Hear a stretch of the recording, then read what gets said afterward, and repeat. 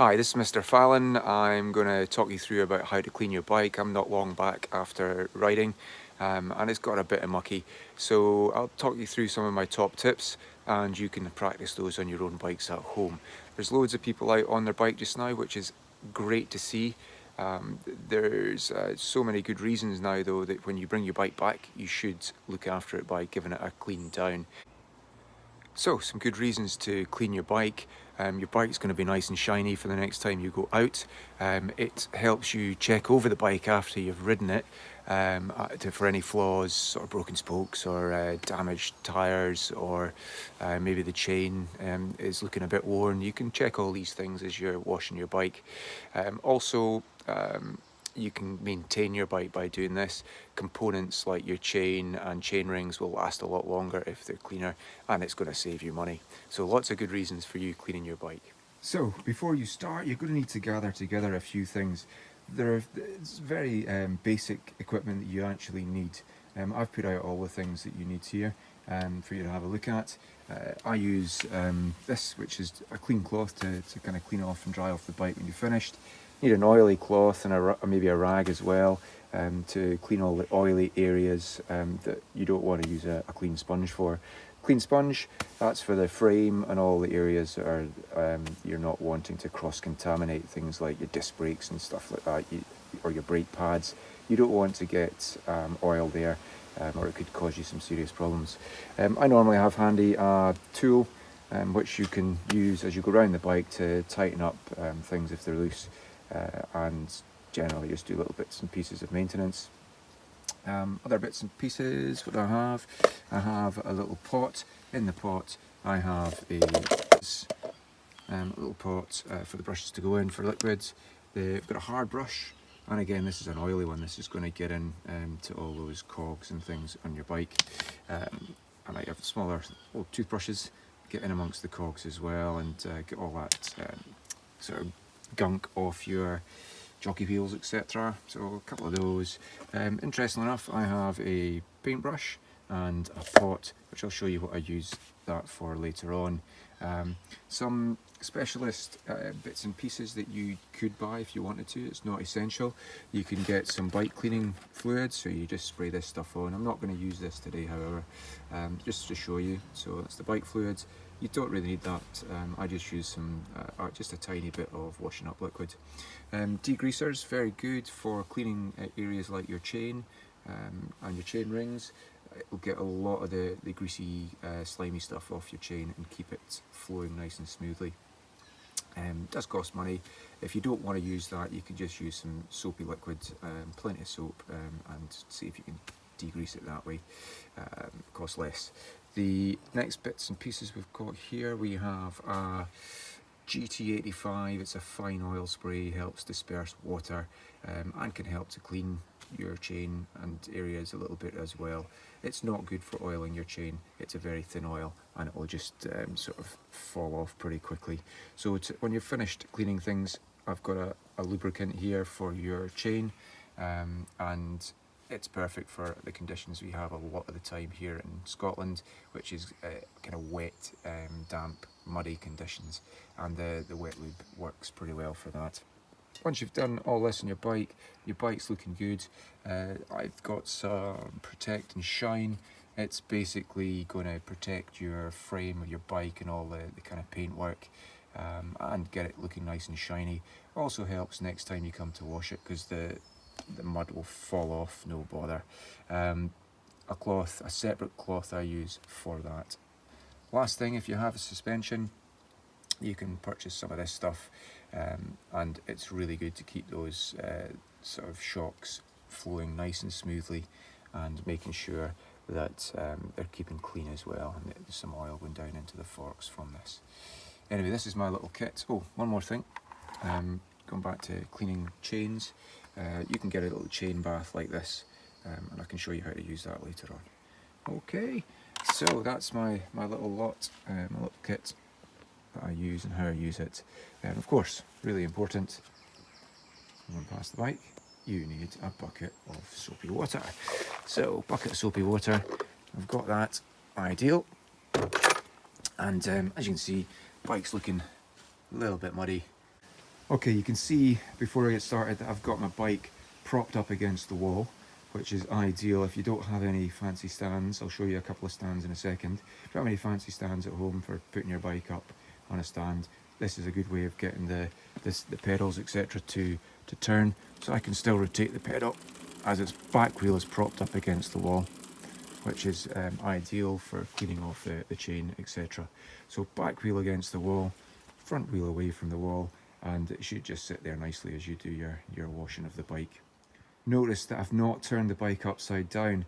It's a mistake lots of people make. If you turn the bike upside down, water can get into the frame and all sorts of parts you don't want water getting into, especially soapy water that can break down grease in around bearings and all sorts of places that will create rust, and your bike will slowly kind of rust away, which is not a great thing. Okay, so let me show you the difference. Okay, you may have noticed that we're using a bucket and sponge today. I prefer to do that, it's a bit kinder on the bike. If you're using a hose with any power in it, likely that you're going to get the water into parts that you don't want to reach. In here, for example, touch this, in here for example, and around your shocks, if you're shooting water in here, it's going to go down into your forks and it's going to cause problems with rust and just stripping out the grease. Also in around the headset, in around here, you're going to have problems with sort of stripping out grease. So we don't want to be doing that with power hoses, or even just normal hoses with a bit of pressure in them. Really not a good plan. Bucket and sponge, that's what I'd recommend, just to wash and rinse off the bike. Okay, I was going to show you a couple of stands that you could use. This is a really small little stand, dinky, easy to carry around, and pretty effective to get the back wheel up off the ground. I'll show you how that works. This is how this little stand works. You can see the back wheel's up off the ground and can spin away as you need to do that. So this is how it goes. It just clips onto the rear of the frame, and that allows the bike. So this is a bike maintenance stand, perfect for getting your bike up off the ground and also allowing you to get access to all the bits and pieces of the bike at a good level for you to be able to inspect it as well, as you're kind of washing through your bike. I probably won't use this one. I'll probably use just show you how to wash your bike while it's on the ground, but I'll show you how the bike goes up onto the stand just now. Okay, bike work stand, great for getting up off the ground and you've been able to do your various maintenance things. Clamp usually goes around seat post, good spot for it, and you get a good chance to look over the bike. As is. As I say, I'll do a quick clean of the bike on the ground. Okay, so this is how I tend to wash my bike. First of all, start with soapy water. Get the clean sponge. I just start from top, working your way around, nice and wet. Soapy water.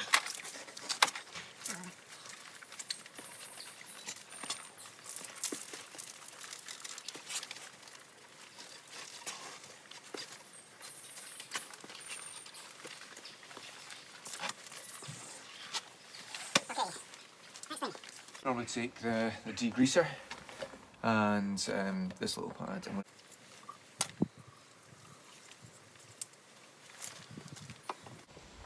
So the degreaser is going to clean the oily parts, the chains and the cogs.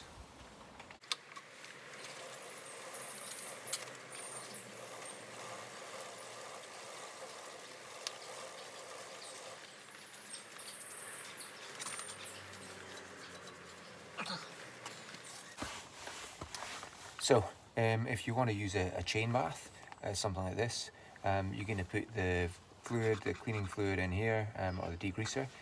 It goes round your chain. I'm not just going to show you this just now. I'm not going to use it. My chain isn't actually that dirty, so I'm not going to use it today. It's going to go in there and clip shut, and then you can rotate the chain. Just runs through this little chain bath. When you're finished, undo it, take it out, and you can pour away the liquids as somewhere safe. For all the kind of oils and things that you use, best to use some biodegradable stuff that's a little bit kinder to our planet. Once I've got the degreaser on the chain, I'll leave it there just now and then I'm going to concentrate on washing the rest of the bike, and I'll come back to that at the end, rinse it off and give it a good wipe down.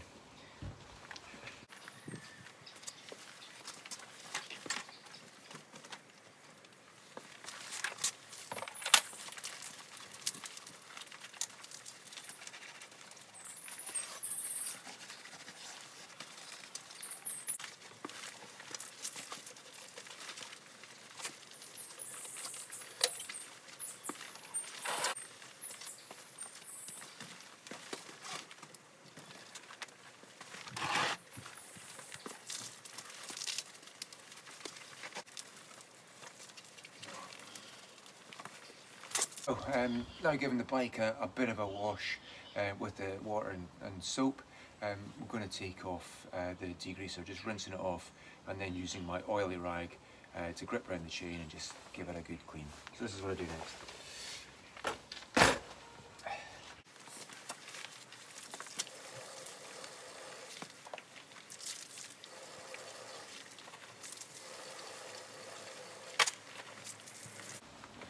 So, got the oily rag, going to grip the chain with it just now, and we'll see it being able to take that degreaser right off.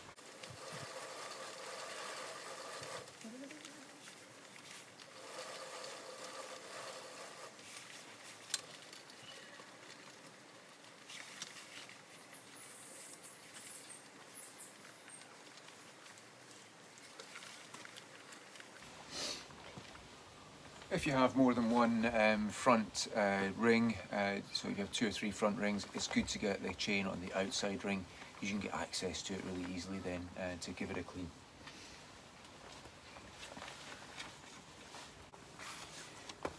Okay, so mentioned the clean dry rag right at the beginning. Nice and clean and dry. I'm going to just dry off the frame, make sure there's no drips.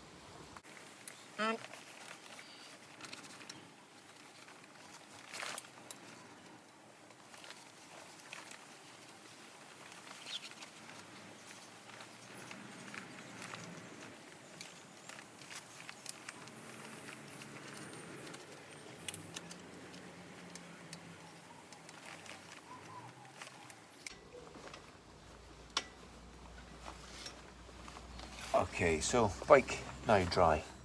So there's a few top tips I just want to point out at this stage. If you've got rim brakes, you're going to want to give your rims of your wheels a really good clean. So this part here, right round the edges here.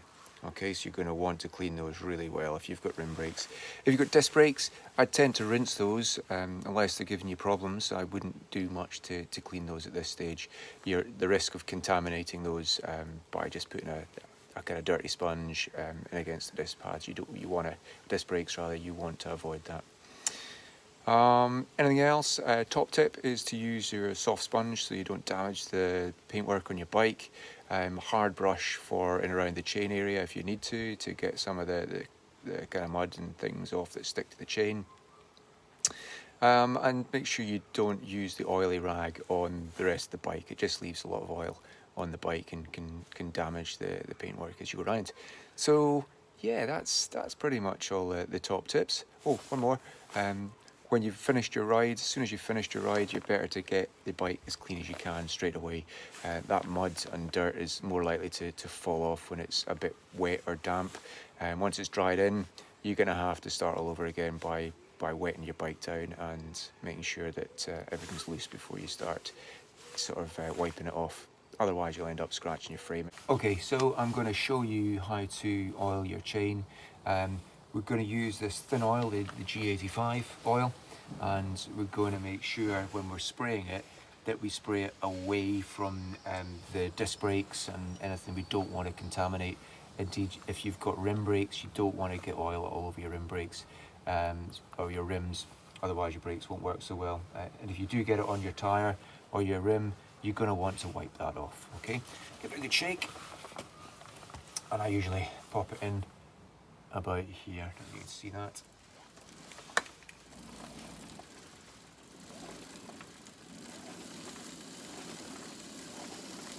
You can notice that I'm putting the oil on the inside of the chain.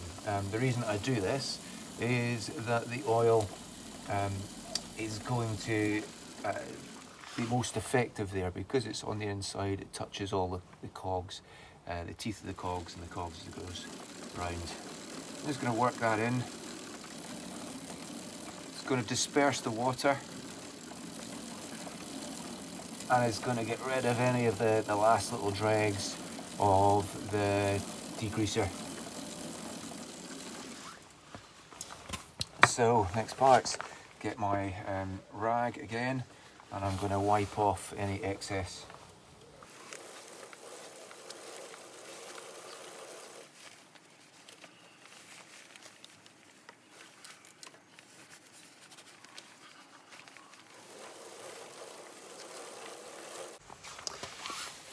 Okay, now that we've got to that stage where we've used the GT85, we've got the chain with no water on it and wiped off all the excess oil, we're going to use our chain oil, or our chain lubrication, on the inside again and point it away.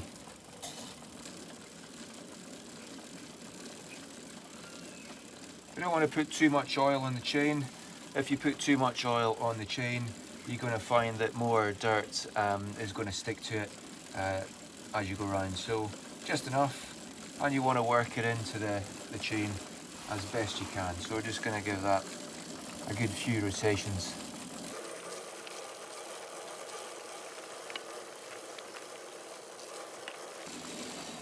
And again, you're going to wipe off the excess. The reason you wipe off the excess is because you don't want that dirt or mud sticking to it when you next go out for a ride. So you're going to wipe off any excess that you don't need.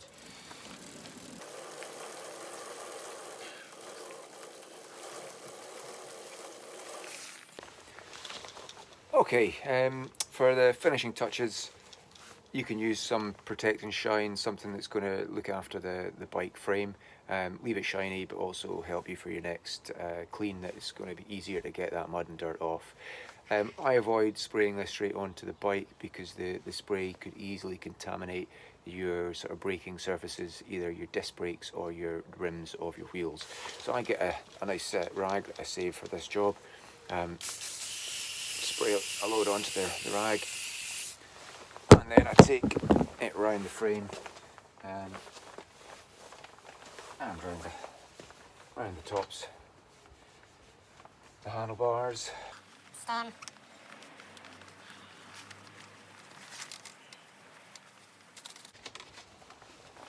At the forks. Again, be really careful at this point that we're not going to get it onto the disc brake.